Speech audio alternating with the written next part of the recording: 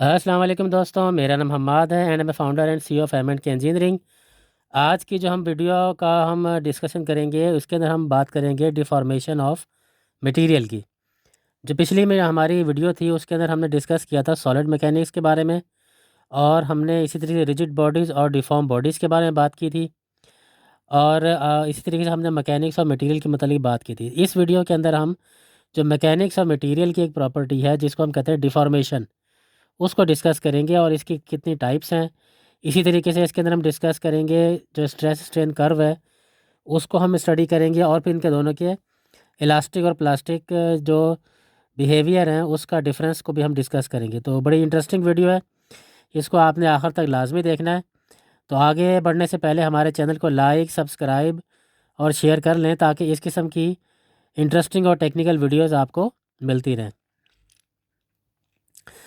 तो जैसे हमने पिछली वीडियो के अंदर मैकेनिक्स ऑफ मटेरियल के मतलब डिस्कशन की थी कि जिसके अंदर जो बॉडी है जब हम उसको एक्सटर्नल लोड अप्लाई करते हैं तो वो डिफ़ॉर्म हो जाती है, तो उसमें चेंज ऑफ शेप हो जाता है, उसमें नॉर्मल स्ट्रेस आ जाती है, शेयर स्ट्रेस है।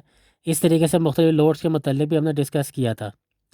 तो ये जो डिफॉर्मेशन है बेसिकली इसको हम यूँ डिफ़ाइन कर सकते हैं, when a change of metal shape under the action of force और load known as deformation of metal. Deformation को हम दो हिस्सों में डिवाइड कर सकते हैं, एक को कहते हैं इलास्टिक लिमिट और दूसरी कहलाती है प्लास्टिक। ये इसकी टाइप्स हैं। अब जैसे ये एक पिक्चर नज़र आ रही है, इसके अंदर हमने यूँ किया कि एक मेटल के पीस को लिया और दोनों तरफ से इसको मुख्तलिफ जॉज से पकड़ के पुल किया।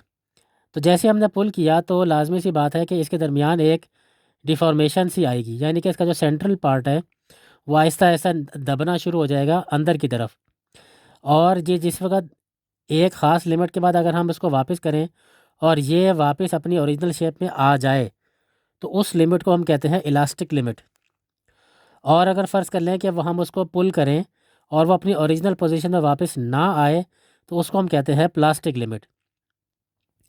अब जैसे ये वाली पिक्चर है, इसके अंदर हमने जो पहला वाला पार्ट है लेफ़्ट साइड से, इसको जिस वक्त हमने दोनों तरफ से पुल किया तो ये इस अगर इस शेप के अंदर आके ये ब्रेकेज में आ जाता है, यानी कि पहले इलास्टिक लिमिट में आया, फिर हमने मज़ीद पुल किया तो वो प्लास्टिक लिमिट में गया, और उसके बाद मज़ीद पुल किया तो एक लिमिट ऐसे ही आई कि जब इससे रहा नहीं गया और वो फ्रैक्चर हो गया।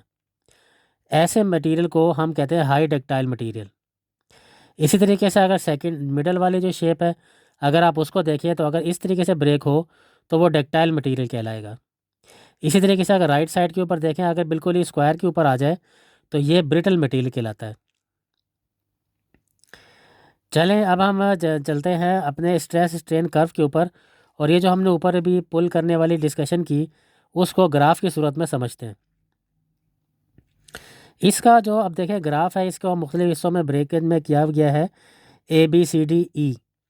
अगर हम इसका जो ज़ीरो से लेके ए लिमिट तक अगर हम देखें तो ये कहलाती है इसकी इलास्टिक लिमिट या इलास्टिक बिहेवियर, यानी मटेरियल को पुल किया जाए और वो खींचने के बाद अपने ओरिजिनल पोजीशन में वापस आ जाए तो वो इलास्टिक बिहेवियर कहलाता है उस मटेरियल का। अगर ये ए और बी के दरमियान जाए तो वो कहलाएगा, बी पॉइंट जो है वो अपर यील्ड स्ट्रेंथ कहलाती है इसकी। इसके बाद मज़ीद उसको हम पुल करेंगे तो जाहिर सी बात है उसके दरमियान जो सेंटर वाला पोर्शन है वो दबना शुरू होगा और वो सी पॉइंट पे आ जाएगा जिसको हम कहते हैं लोअर यील्ड स्ट्रेस। इसके बाद ये थोड़ा सा इलास्टिक लिमिट से निकल के प्लास्टिक लिमिट की तरफ जाएगा, यानी कि अब ये वापसी इसकी नामुमकिन है, तो वो कहलाती है डी पॉइंट जो कहलाता है वो कहलाता है अल्टीमेट स्ट्रेस पॉइंट। और उसके बाद मज़ीद इसको पुल करेंगे तो लाजमी सी बात है कि अब इसमें प्लास्टिक लिमिट भी सहने की गुंजाइश नहीं है, तो ई पॉइंट पे आने के बाद ये फ्रैक्चर हो जाएगा और मेटल सेंटर से टूट जाएगा, जैसे कि ऊपर हमने पिक्चर्स के अंदर दिखाया। अब हम अपनी वीडियो के लास्ट पार्ट की तरफ आते हैं जिसके अंदर हम इन इलास्टिक और प्लास्टिक का डिफरेंस हम आपको शो कराते हैं। इलास्टिक लिमिट का जैसे हमने डिस्कस किया कि अगर हम इसमें लोड अप्लाई करें और रिमूव करें तो वो अपनी ओरिजिनल पोजीशन पे आ जाए तो वो कहलाती है इलास्टिक बिहेवियर, और दूसरा अगर वो परमानेंट तौर पे वो आगे डिफॉर्म हो जाए तो वो कहलाता है प्लास्टिक। इसी तरीके से अगर रिवर्सिबल हो जाए तो वो इलास्टिक है और अगर इरिवर्सिबल हो जाए तो वो प्लास्टिक है। इसी तरीके से जो इलास्टिक है वो नॉन परमानेंट होता है, जबकि जो प्लास्टिक है वो परमानेंट बिहेवियर है मटेरियल का।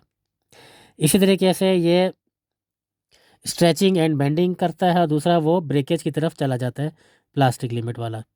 इसी तरीके से अगर हम एटम्स के ऊपर इसको बात करें तो atom do not slip pass on each other, जबकि प्लास्टिक के अंदर वो पास हो जाते हैं। तो उम्मीद है कि आपको डिफॉर्मेशन ऑफ मटेरियल के मतलब बेसिक नॉलेज आपको मिला होगा। तो आगे बढ़ने से पहले हमारे चैनल को लाइक, सब्सक्राइब और शेयर कर लें, ताकि आइंदा आने वाली इस किस्म की टेक्निकल और इंटरेस्टिंग वीडियोज़ आपको मिलती रहें।